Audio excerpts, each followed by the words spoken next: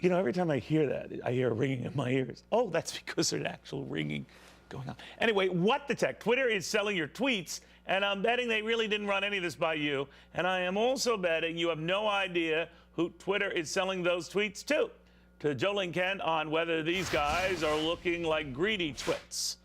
Ling.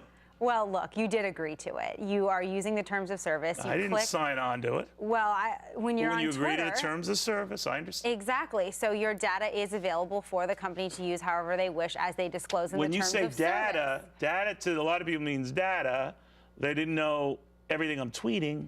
Yeah, but it's there, and Twitter is a very public-oriented social platform. There are very few privacy settings, right? So they're selling the content of your tweets to companies like advertisers that want to sell you stuff. Based on things that I've tweeted people? Yeah, and what's interesting here is they want to sell to, they struck an agreement with IBM, say, for example. IBM provides this data for all of their clients. Oftentimes, those are consumer-facing companies. And say you've tweeted about a restaurant, and then that restaurant... Bet on my part. Yeah, exactly. Right. And then that restaurant finds out about your tweet, and they can adjust their behavior based on what kind of feedback you provide. However, Twitter says that they are protecting your privacy. They're not attaching your name to that content of the tweet, but of course they have it. So this is very much a moneymaker for Twitter. My thoughts on Olive Garden are my thoughts.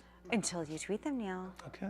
I know. Yeah, that's cool. But the thing is revenue on this data management and sales, it's up 100% according to It's stupid and it's evil. All right, now, but it's happening. Fine.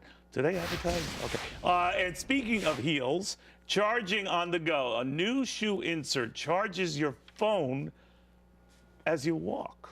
So talk about getting a toehold in this whole new smartphone technology. By the way, where the heck is the phone when it's charging this way? It's not in your sneaker. It's not in your sneaker. You're able to charge by putting a piece of it in the shoe. And this is one of... because I could just... wouldn't that be a bust? The battery's back, but the phone is crushed. Yeah, no, that would be a bummer if your screen is like shattered, right? I hate that. Yeah. But here's the thing. There's lots of different ways to charge your phone remotely and wirelessly these days. There's another company called Ampy where you can hook it into your arm, go for a walk or a run, and based on that kinetic energy, you're able to charge your device. How long would it take to do that? It depends on each different company. Or how fast you move. And how fast you move or how much you move. It's kind of like, you know, when you wear that Fitbit, if you're only going to walk 5,000 steps, you're only going to walk 5,000. That's not 10,000. Yeah, and so you're going to maybe have like one bar. Yeah, exactly. But I think what the future really is all about is wireless charging on, say, a mouse pad looking thing, or when you just put your phone down to charge. That's where Apple is looking to. That's where Samsung is looking. They're not investing in your feet, in other words, just yet. Maybe not yet. Give it a couple years. All right, and forget about dragging luggage or carrying your groceries around. All you need is your own little robot. Joe, should we then be used to robot friends like this? What are they talking about? This is so cute. This is Budgie that you're looking at right now. And Budgie costs $1,400, weighs 20 pounds, and was a failed Kickstarter project inside the U.S. And now they're mostly selling around the world. But he's following this dude. He's following this dude. Does the dude want to? Yeah, I think you're going to have a Budgie waiting outside the set for you tonight.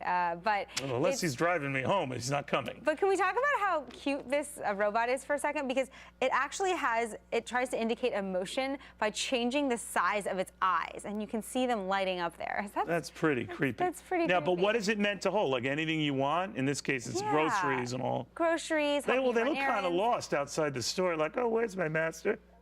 That's right. Where's my battery pack? But this is, robotic technology was a big trend. It's like these two aren't even talking to each other, you know? They're dancing, really. They're doing a tango, it seems, or maybe a waltz. Like a husband and wife, like, oh no, you didn't. Well, so you think this could be a promising technology? Look, this particular technology seems rather first or second generation to probably a lot of robotic analysts out there. But when you're and a little bad to dogs. I mean, imagine like I used to be the one you went to the store with, Yeah, sure. And so there's also, there's also a lot more advanced robotic technology that is actually making a serious difference in people's lives. What we see in surgeons in the hospital operating room. This is open the pod bay door, Hal, 2001, and we better be watching out. Well, it's just like that traffic director that we talked about last time, right? Yeah. In Africa. How do you know you can't program the traffic director to direct crashes? Well, I would just have the traffic director send my frenemies in the wrong direction. Yeah. What would happen if the foot you were using to hit the gas pedal was also charging your phone and you couldn't hit the bell. 21st century problems. All right, there we go. Hashtag All right, I'm just so disappointed in your whole generation. Joe Ling. I'm proud of it. I for the know record. you are. Well,